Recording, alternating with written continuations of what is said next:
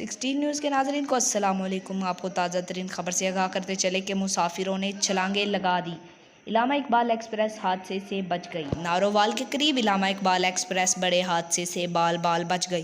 ARY news کے مطابق railway انتظامیہ کا بتانا ہے کہ بدوملی اسٹیشن پر علامہ اقبال ایکسپریس کی بوگی کے پہیے کھل گئے، جس کے نتیجے میں ٹرین حادثے سے بال بچ گئی۔ ریلوے انتظامیہ کا کہنا ہے کہ 9 اپ علامہ اقبال ایکسپریس کراچی سے براستہ لاہور نارووال آ رہی تھی۔